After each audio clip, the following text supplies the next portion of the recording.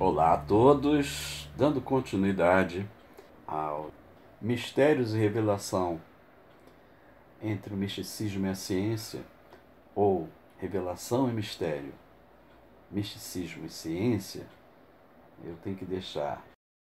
Como exige um alto grau de se deixar, um alto grau de reflexão e cronologia, como o assunto é muito extenso, para não ficar gigantesco o vídeo, vamos dar sequência a este assunto. É a parte 2, então ele está sendo parcelado, porque senão seria um vídeo aí de 2, 3 horas. Então farei o melhor possível para que possa chegar de uma melhor forma à compreensão de todos. Tá bom? Segue. Embora seja mito ou não, juntando todos os fragmentos, todas as coisas a qual fui motivado pela minha curiosidade, pelas minhas reflexões, meditações, observações, tudo dentro desses vários autores diferentes, até a própria fraternidade, que me enriqueceu mais ainda, né? Eu comecei a ter essa visão antes do primeiro livro que eu comprei em 1984, na feira de livros lá na Cinelândia. Livro dos Malditos, né? Quando comprei, a gente pensava, esse livro é o livro que vai falar de anjos e demônios, bruxos, fenômenos sobrenaturais, psíquicos, espíritas. Né? Na época era muito isso era muito difundido, né? Da década de 70 para 80, mas quando eu vi não se tratava nada disso. Se tratava de mistérios, de algumas coisas assustadoras, outras não, outras de, será que aquilo ali é escondido? Homens de Preto. Primeira vez que eu fui ouvir falar dos Homens de Preto, antes daquele filme, Homens de Preto, né, que enfim é uma comédia, né, parece até uma paródia, mas tudo isso fez parte da minha vivência, minha existência. Eu sou nascido em 65, em 75 eu tinha 10 anos, uma outra experiência entre 12 e 13 anos, depois, tardiamente, entre os 16, depois até os 20, 21, foi o que aí despertou ou aguçou a minha curiosidade em determinados fenômenos, que depois, alguns, não são todos, eu fui lendo, fui compreendendo, para mim, pessoalmente, para as minhas próprias convicções, reflexões, existência. Então, eu vou aqui fazer uma abordagem aqui cronológica, né? A soma de tudo isso, para sintetizar, né? Resumir. O resumo do resumo, sintetizar. Então tá, Atlântida, cataclismo, que também depois associei ao dilúvio realmente eles se convergem, né? Por perspectivas e por essas perspectivas, comecei a ter uma perspectiva, a ter uma direção. Quando essa civilização sofreu esse cataclismo, Atlântida, no Oceano Atlântico, até a minha fraternidade fala onde é, e que os fragmentos, pelo menos dos sobreviventes que desembarcaram no Egito, ou que foram para lá, porque quando você está num temporal, você foge de algum lugar, você está quase às beiras da morte.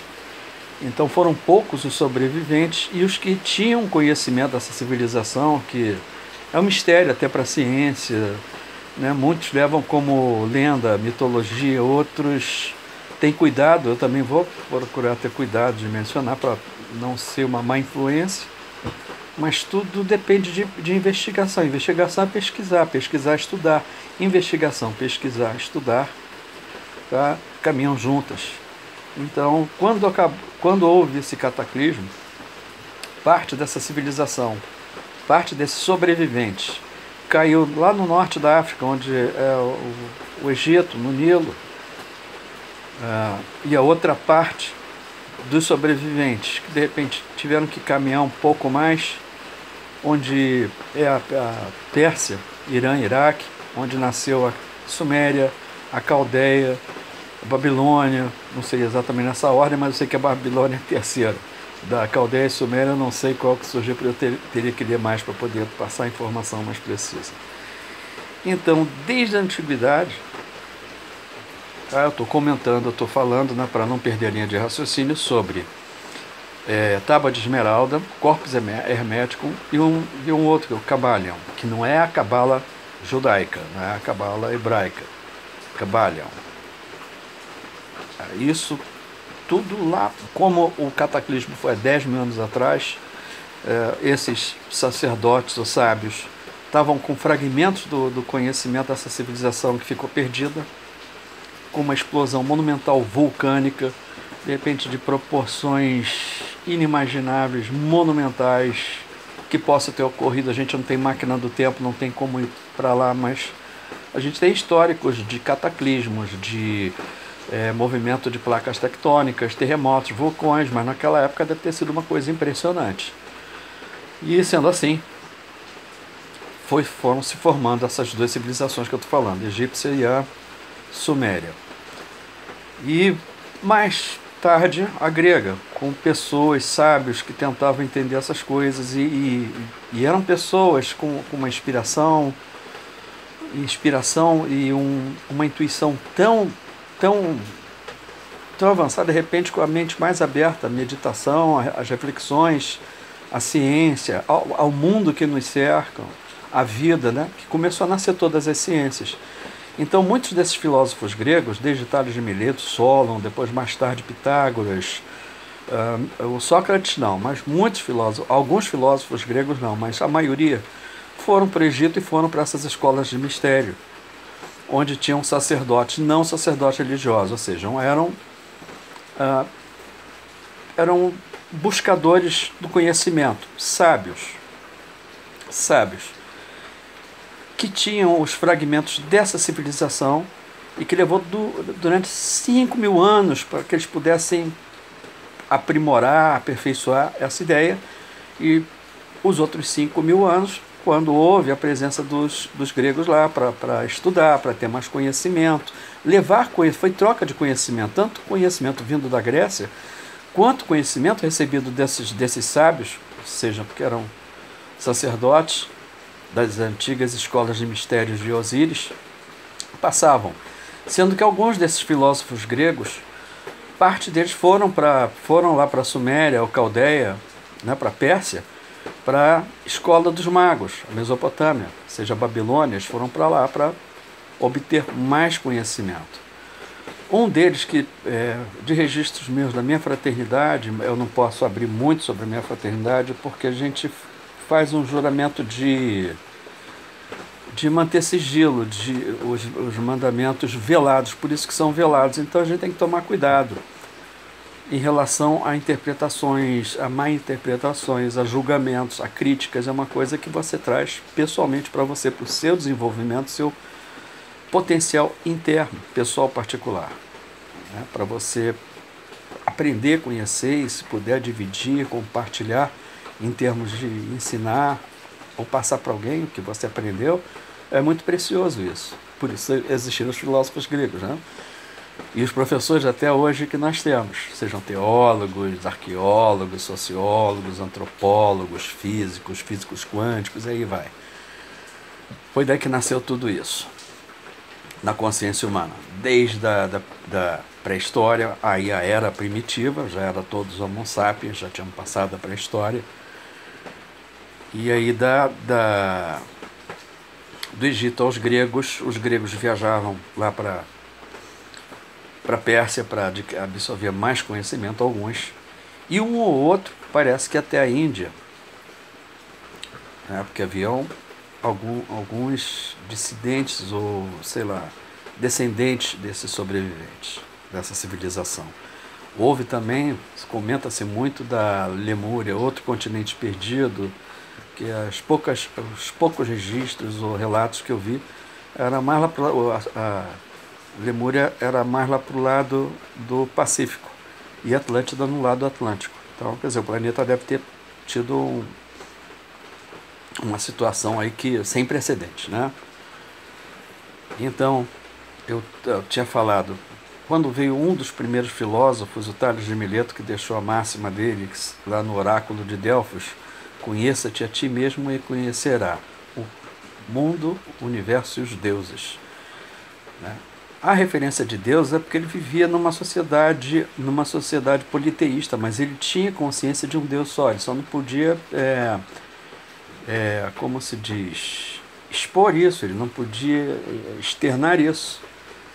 Porque às vezes a gente tem coisas que a gente não compreende e a gente, depois de um tempo, a gente entende, mas a gente não tem um meio de como que eu vou colocar, né, uma coisa que parece que transcende fora do espaço temporal para o nosso mundo espaço temporal. Porque a maioria das consciências não vão absorver, porque você tira por você, a sua consciência lá atrás.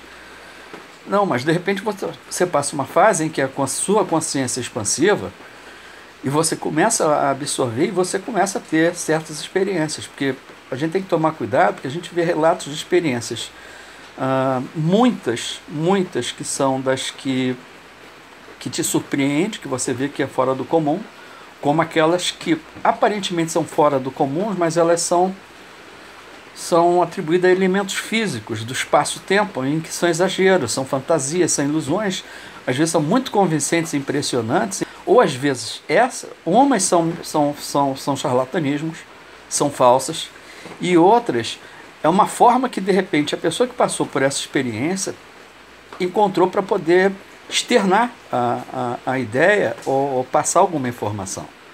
Então tudo vem lá das profundezas da nossa consciência. As profundezas da nossa consciência que se pressupõe a alma. A alma é o Deus que habita em nós.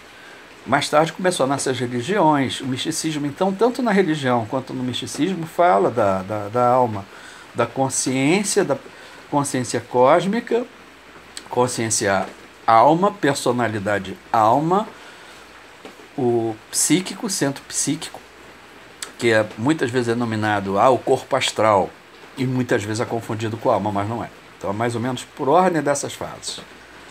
É muito difícil, é muito complexo da gente entender isso, porque é muito maior do que a gente. Mas são coisas que brotam através da inspiração. Outra coisa que temos que ter muita cautela é com o nosso discernimento. Então por isso que nós às vezes entramos em estado de meditação, a gente aprende a entrar no estado de meditação, existe. Eu aprendi sozinho. Depois eu fiquei impressionado que a técnica que é muito oriental, inclusive por incrível que pareça, veio de filmes, porque normalmente filme é uma coisa assim que não chega, você viu o filme e fez isso, não, realmente é coisa de idiota. Mas agora existem alguns filmes que poxa, são tão ricos em interiorização humana. Eu vou dar exemplo de um que vocês possam achar ridículo. Lembra aquele filme Kung Fu do Guai Shanken, Gafanhoto, o Monge Shaolin? Dali eu tirei da minha infância, da minha idiotice, tirei, mas só que dali eu absorvi uma coisa muito maior, que eu poderia dizer que para mim, sem precedentes, que foi de muita valia. Fora a filosofia chinesa que eu absorvia, achava muito profundo. Confúcio e outros filósofos orientais, tanto do shintoísmo quanto do Shaolin, quanto também do budismo tibetano, budismo zen, muito profundos. E algumas também árabes, dos sufis árabes, antes da religião, o Islã, o sufi místico, o árabe místico. Então, com a soma de todas essas coisas, e depois mais tarde lendo, vendo algumas coisas que se passavam em forma educacional. Então são décadas de vivência, de existência, e embora esteja bem extenso esse vídeo, a gente tem fases, a fase pré-adolescência, adolescência, puberdade, maturidade, daí por diante. Então por isso fica muito difícil ter que colocar, mas ao mesmo tempo muito interessante. Acredito que isso contribua, de repente, alguém possa se interessar e ser muito útil. A externalização, até onde eu posso, ou até onde a minha consciência leva, todo esse conhecimento, toda a profundidade desses conhecimentos. Então, quando eu falei atrás, ficou meio confuso, né? Tipo assim, eu dava mais atenção aos filósofos chineses, primariamente aos chineses, não muito aos gregos, que no momento eu achava chato. Então a expansão da consciência é quando nós somos aguçados por nossa curiosidade e nos aprofundamos. Então eu vou me interromper aqui, que eu me interrompi agora logo no início, falando dos filósofos orientais. Eu estava dando mais atenção aos filósofos orientais, tipo Confúcio e vários outros, mais do que aos gregos, porque falava também muito dos fenômenos da pessoa físicas, né? Físicas, você quebrar um tijolo, mente de perfuração de um metal e a pele não formar ferida, nada. Então muitas coisas que realmente acontecem e são difíceis de explicar. E tudo isso era nas artes marciais. Então você tinha meditação, budismo, o zen budismo, o taoísmo, o shintoísmo, quase perto disso o hinduísmo, que já é mais pro ocidente, né? Eu estou falando do Oriente, China, Japão, etc. e tal, da onde também vem muitos conhecimentos antigos. E depois, mais tarde, absorvi o conhecimento grego, quer dizer, eles se somaram a todos, porque é uma soma de um monte de depoimentos, conhecimentos, leituras, documentários, até documentários, tudo isso é educacional. Então, para o desenvolvimento da nossa consciência, do nosso psíquico. Muito mais tarde eu fui entender sobre uma pessoa que foi contemporânea da psicologia, porque eu achava que o pai da psicologia era só... Parece que eu estou fugindo, não estou não. Sigmund Freud. Eu achava o cara extraordinário, o pai E nunca tinha ouvido falar do Carl Jung, porque acho que não mencionava. Só fui ver isso quando entrei na Ordem Rosa Cruz Amorque, quando um frater, né, um irmão, frater é irmã em latim, soror é irmã em latim, falava, o Carl Jung, e eu ali, totalmente ignorei. E depois muita gente, Carl Jung e Sigmund Freud foram contemporâneos. Para mim só existia um só. Eu não tinha consciência do Jung.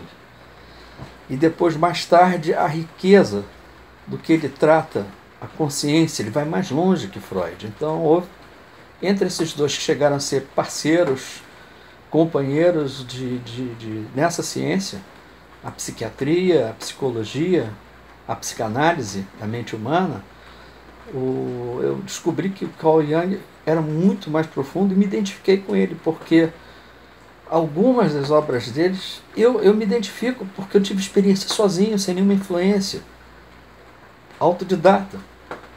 E quando eu falei em meditação lá atrás, ainda nesse vídeo, a técnica da meditação que eu desenvolvi sozinho, quase 20 anos ou 15 anos depois, acho mais ou menos mais para entre 15 a 20 anos depois, na própria fraternidade da qual eu me afiliei e comecei a estudar as monografias, os graus de neófito, depois de iniciado e até para chegar aos graus de mestre, mas lá na de iniciados, a técnica e a progressão de você transcender a consciência, de você entrar em estado de meditação profundo.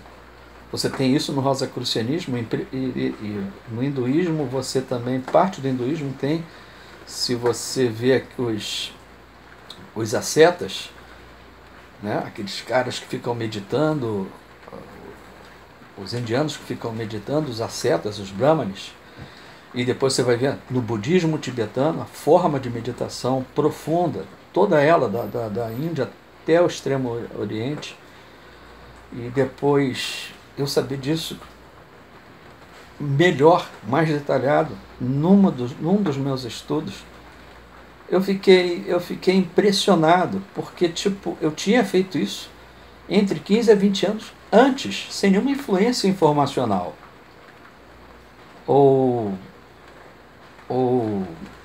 acadêmica ou pedagógica. Aliás, vamos usar acadêmica não, pedagógica, né? Pedagogicamente, de instrução de professores. Então fiquei surpreso, porque eu fazia exatamente conforme tem lá um dos experimentos. Como são sagrados, são mandamentos velados, são sigilosos, compete a cada um desenvolver. E lógico, você pode ser objeto de repente estar passando uma coisa muito real, mas que transcende, ultrapassa o espaço-tempo. Muito complicado passar isso. Então, quer dizer, de domínio de poucas pessoas. São as melhores pessoas. Não, você não pode confundir pessoa melhor ou menor, superior ou inferior, né? Tudo depende individualmente de cada um, de expandir, desenvolver sua consciência, de também ter um discernimento também escutando outros mestres, outros professores de outras instituições filosóficas fraternas, de outros conhecimentos, seja antropológicos, arqueológicos. Então é uma soma de tudo isso para você começar a desenvolver. Isso também vai depender de disciplina, da sua própria curiosidade, da sua própria boa-fé, força de vontade. Vai continuar o vídeo na próxima. Esse já está muito extenso.